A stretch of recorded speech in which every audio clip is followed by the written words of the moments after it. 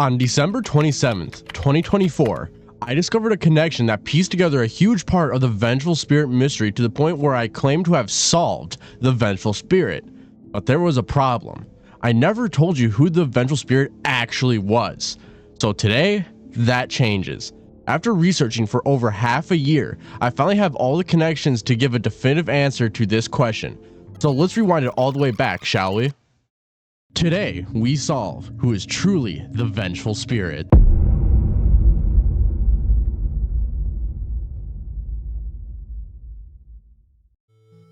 Hello everyone, my name is Noah Raven, and welcome to the Xander Zone. And in today's episode, I finally, officially take my stance on who the Vengeful Spirit is, despite the community's popular beliefs.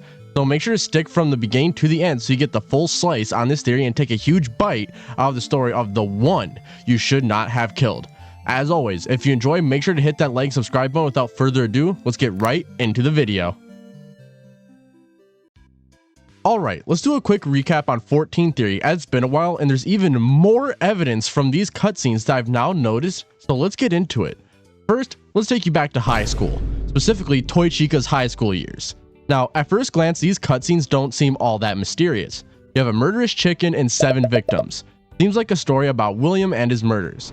Though, a detail not many people notice is the slanted 14 on the locker that remains that way in every other depiction of it, making it an intentional detail. So what does it mean? Well, we have 50 characters in the roster, so let's count 14 characters into the roster. 1, 2, 3, 4, 5, 6, 7, 8, 9, 10, 11, 12, 13, 14. We land on Withered Golden Freddy. Isn't that quite interesting, as the whole theme of this game is about that creepy old and decrepit bear, though how is this intentional?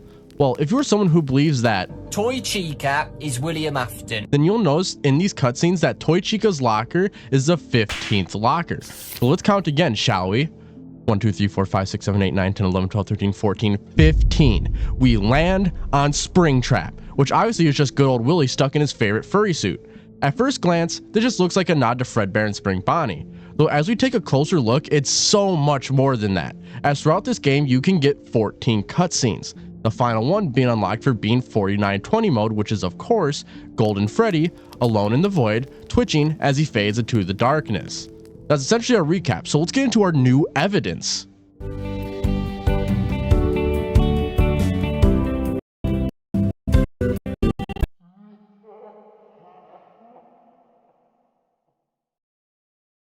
Wait, didn't we just cover this one? Yeah, we did. But there's more here that we missed in the original 14 theory that helps point towards who our Vengeful Spirit is. Oh, alright. Carry on. Alright, so there's a few things I want to bring up in these cutscenes. First is the technical first victim of Toy Chica, being represented by this Foxy hook. Now typically this would mean that Chica killed Foxy, though we never get an answer as to what the story is behind this weird hook, though I have a theory on this. Let's wind it back a few games all the way to FNAF 4. In FNAF 4, we play as a crying child that is tormented by his older brother that is constantly shown to be wearing a Foxy mask. However, at the end of the game, Crying Child ends up being shoved into Fredbear's mouth by his older brother, still wearing the Foxy mask. And well, I think you know the rest, though I hear you crying out, "But that isn't William who killed Crying Child." Wrong! There's a theory going around that I was introduced to by Unwithered Truth in which Crying Child would be alive. However, after the final line of "I will put you back together," a flat line is heard, meaning Crying Child has passed away. This theory falls under William essentially pulling the plug on CC to resurrect him later on. Though why do I think this is the case? Well, we know that Golden Freddy and Fredbear are important to the story of UCN, and we've established so far that our Vengeful Spirit has to have a connection to these two characters. And Golden Freddy's secret and mechanic is perfect to show this. A unique Easter egg Golden Freddy has is when set to 1 and is death coined, he appears as Fredbear and kills William, essentially coming back from the dead to get revenge on William for killing him by taking the form of the very thing that resulted in his death. I also want to bring this up from the Frights books about Andrew. Andrew doesn't remember what William did to him. All he knows is that he hates William with a passion. But I do remember wanting to get back at someone who hurt me. I think I attached myself to him. I got into his soul, made sure he couldn't move on when he should have died. I remember I wanted him to suffer the way he made me suffer, but I don't remember what he did. I just know I hung on. No matter what they did to him to try and save him, I wanted him to hurt. I remember they tried to kill him. but I wasn't going to let him go until I was ready. It's weird. I remember being so angry and determined, but I don't know why. Andrew has memory issues, something that the frontal lobe helps control, something that CC has damaged due to the bite of 83, which would also explain why Fredbear appears. Only CC would have a reason to and possibly memory of Fredbear. Cassie wouldn't, and neither would Andrew, as Fredbear is never near those two characters to our knowledge, only Golden Freddy, or in Andrew's case, neither of them. Wait, are you saying parallels? Pretty much. But why? Well, I'm glad you asked. The more I've looked into these books and read them, especially the story The Man in the Room 1280, the more I've realized something. These books are different routes Scott could have taken to tell the story of FNAF but didn't. Thus, these books were made as a separate continuity to tell those forgotten stories, to fill in gaps by using characters that act similarly to other characters from the game, that results in essentially a FNAF multiverse that you can use to solve lore by applying certain characters from the games, characters from the books, and be able to piece them together. A big example of this is The Man in Room 1280 itself, as in this story, there's a lot of issues with it that just don't quite work with how UCN is shown to us in the games. Some of these issues are, of course, William having both muscle and a whole arm back, when previously we saw him he was mainly bone with a few parts of muscle left. Next is how UCN is described to us being two consciousnesses fighting back and forth, which I can at the very least say there's at least 3 consciousnesses in here, if not more, being our Vengeful Spirit, William, and Withered Bonnie. What is this new prison? Is it me trapped, or is it you? Perhaps it is us both. So yes, I believe that both Frights and Tales are narrative parallels that are in continuity to their universe, in which we can take certain aspects from those stories and apply them to the games. Alright, now we're back at high school. So there's 2 more things I already know you want answers to. First is, well, who are the other 6 victims? Sure, we have our answer to the first, but what about numbers 2 through 7? Well, I'm confident in saying that this is the MCI and Charlie, as we see Charlie grouped together with the MCI throughout the FNAF games, and even in later entries such as Help Wanted 2 with the gravestones. So sadly, we only know for sure how 2 of these victims were lured and how they correspond to these characters. The first one is Wolf, who corresponds to Susie, as Wolf is lured after Toy Chica runs over his dog, which is exactly what happens to Susie as shown to us in the Fruity Maze minigame, and well, the puppet for Charlie because, well, Charlie possesses the puppet. The rest, though, I wouldn't know for sure who is who there out of the MCI, as we never really see or hear of their stories throughout the games or even the books. So, for the sake of it, I'll throw out my idea. DC would know of the other victims, as that was after the frontal lobe injury, and that's why he tells their stories and not his, because he doesn't remember his story. And as well, we have left over a fox, a bear, and a rabbit, which would be our Gabriel, Jeremy, and Fritz, with the last character, Pigpatch, going to Cassidy. Now that brings us to our last Toy Chica connection, the last line spoken by Toy Chica. But tomorrow is another day, and I just... Tomorrow is another day. A line said to one character and one character only, Crying Child in FNAF 4. These connections drove me insane and started my brain on a new view of the Vengeful Spirit being the Crying Child. These could be coincidences, so let's get into our next line of evidence that helps further support this.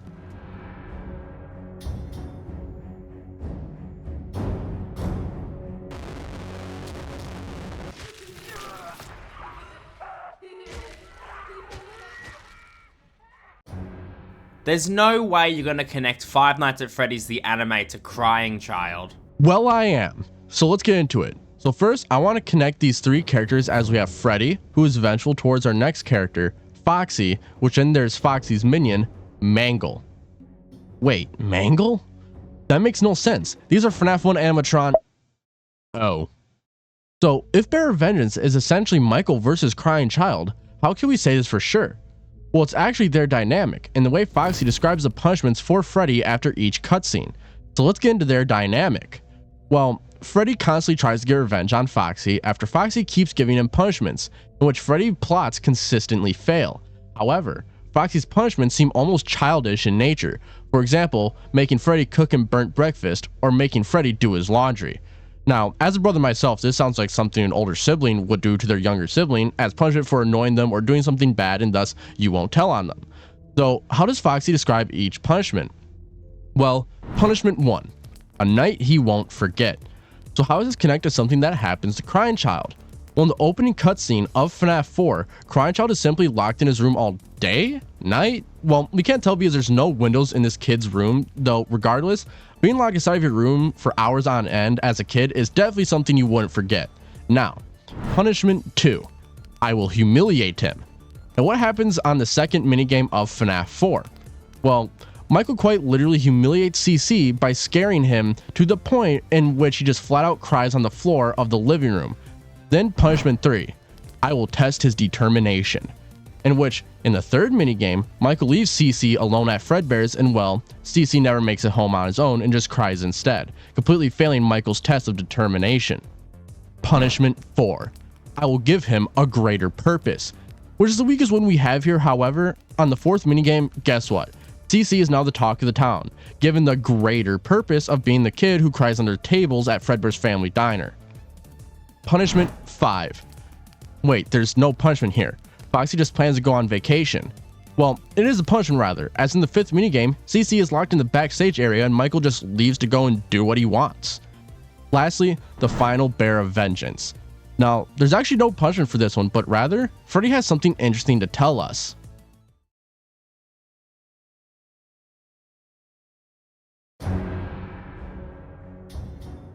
"暗闇があるまで私を運んだ。目が覚めると、これは死後のビジョンであると思えた。私は何が来るのかを見ていた。私の祖先が前に行った場所を見た。しかし、私の周りの人は言った。いや、私はちょうどあまりにも多くの道場のジュースを持っていたと言った。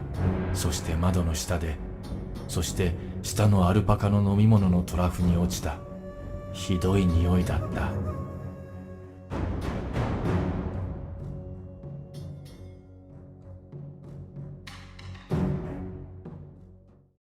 The sun has set on the land, and the land is dark.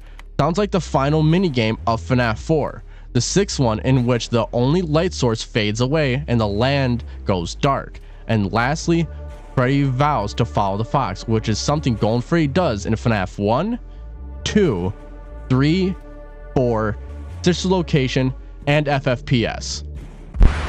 Wait. Where is Golden Freddy in FFPS? Yes! Keep asking those questions because I got answers.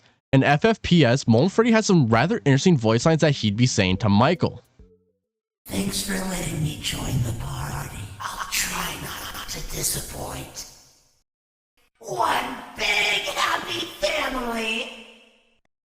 Together again! So he's referring to the situation as a family coming back together and being happy together alongside a party being mentioned. Though there's an issue here. Golden Freddy is, well, the MCI, right? We know that Ennard had one ringleader inside of him alongside the MCI, Circus Baby. Though Circus Baby was kicked out and someone had to replace essentially the ringleader, right? That's where CC comes in to take the limelight and take over as the head of Ennard. So, Cassidy believers, I hear you screaming that it should be Cassidy who takes over, and I'm also here to tell you that once again, that you're wrong. Let me pull out Return to the Pit, FNAF Twitter's most hated book. As many of you know, the happiest day does happen in this book, in which the final, fifth piece of cake is handed to a girl with curly hair. Something that we see Cassidy depicted as in the security logbook on the exact page about happiest day. Meaning that happiest day resulted in Cassidy moving on and thus leaving only CC behind and Golden Freddy, thus mean only Gabriel, Jeremy, Fritz, Susie, and CC are within Molten Freddy, and guess who takes over yet again?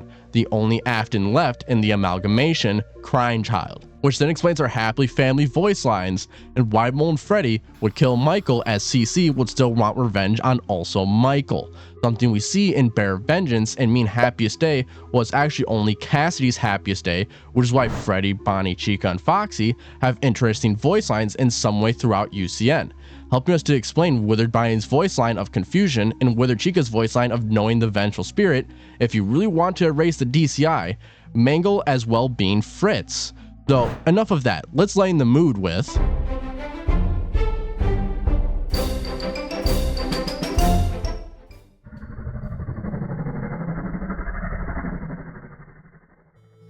FNAF World has been one of the most confusing games in FNAF, as no matter how you see it, it is canon to the overall story of FNAF. So let's start to dissect this and see what's going on under the lid. First, we got the map, which as you can see looks like a brain, and in a lot of areas, they're alive and happy.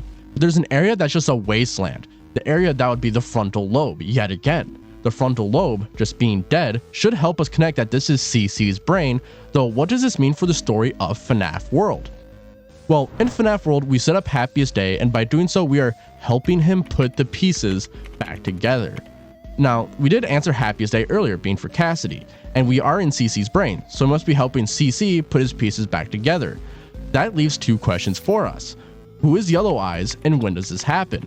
Well, I believe our answer lies within two FNAF sources, the security logbook and FFPS. Let's open up the security logbook first though, shall we? Well, we have references from FNAF 1 to Sister Location, meaning FFPS hasn't happened yet. So when was Michael writing this book, and when were these two spirits communicating? Well, let's listen to the first voice line in FNAF 3. Hey,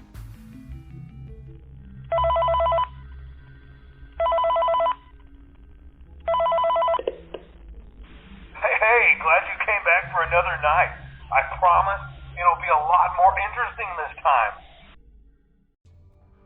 Michael has been working here previously, even before the week we play in FNAF 3, meaning that odds are Michael was writing in this book the week before. No, not that one. In which these spirits were also talking in the book, in which Michael was also having the nightmares of FNAF 4.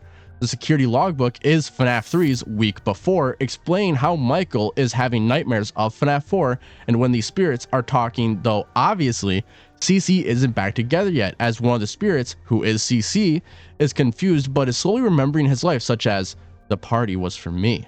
He's being put back together, and the progress is being documented in this book, though that begs the question for Yellow Eyes. Who is it? Well, if CC and the puppet are working hand in hand to make Happiest Day, then I think it explains this for us. Yellow Eyes is Charlie, something that the security puppet also has in both FFPS and UCN that doesn't have in the minigames, a detail Scott gave us intentionally. So what does Candy Cadet's stories mean, especially about that key, and kitten, and burglar? I think that our combined item that affects the fates of everything is CC, as in every story, something is split into 5 or just a random amount and combined into 1. That thus means that the other 5 kids can't leave their prisons, 1 kid is stitched back together, and 5 bodies are forged into 1 body and coffin. In these stories, we get a timeline of CC's return yet again. The kid is him being split into different parts and stitched back together that results in the 5 kids not being able to leave. So, Happiest Day, Cassidy is able to move on, and thus CC and the 4 MCI are left behind to be combined together in 1 coffin. So that's just an interpretation with some evidence, but not much, so let me know what you think of that one in the comments. Though that's still not all I got, I promise.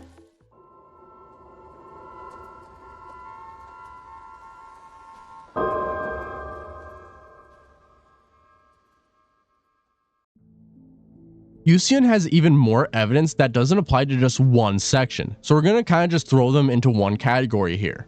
Well, we got some FNAF World stuff again, so let's get through that.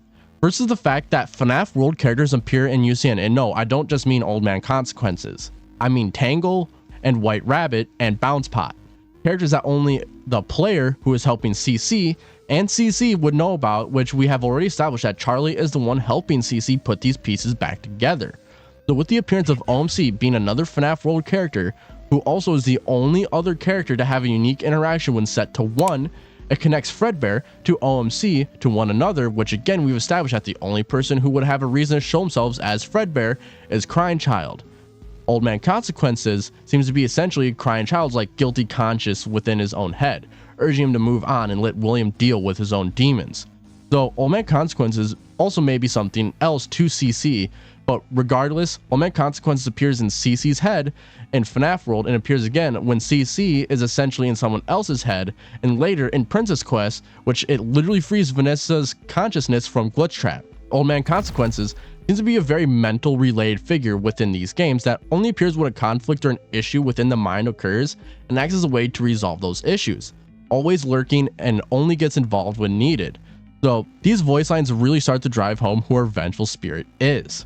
First, we have Nightmare Fredbear, which T-Dreads did point out to me a long time ago that sounds like there's a kid in the background out of breath, Though that's not the interesting thing to me, but rather these two voice lines. Let me put you back together, then take you apart all over again. Let's see how many times you can be pulled apart. We know who our friends are, and you are not one of them. Nightmare Fredbear yet again references lines that were said to CC, lines that also only CC would know of, and the person who says it to CC, who in this case would be William, that are talking about being taken apart then put back together. Then we get to some other characters, such as Foxy for example, whose whole mechanic is just taking themselves apart and also saying this. I can't run like I used to, but I can pull myself apart just fine. Then there's Mangle, who is a take apart and put back together attraction, but says this to William. Now I get to play take apart and put back together. You won't feel a thing. Then Nedbear, who says this.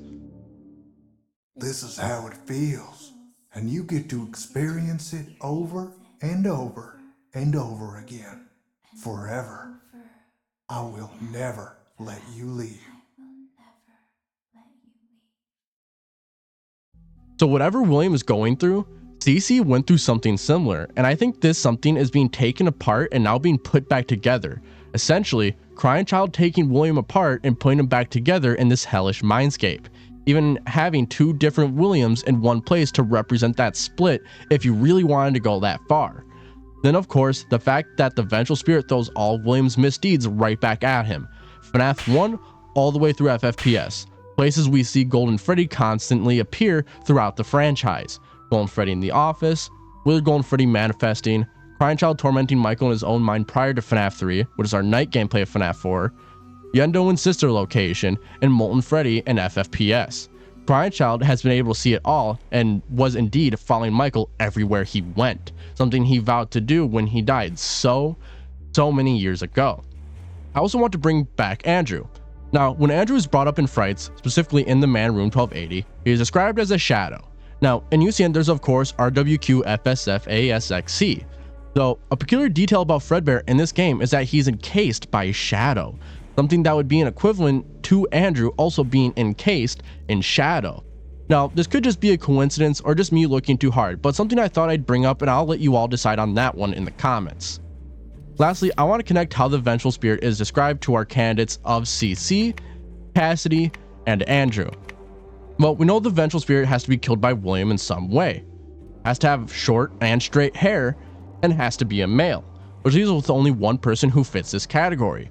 Crying Child, as in the official art of Crying Child has the same hairstyle as the Vengeful Spirit, is a male, and if the theory of William killing Crying Child is true, he was also killed by William, leading us to our true answer of the Vengeful Spirit after almost 7 years.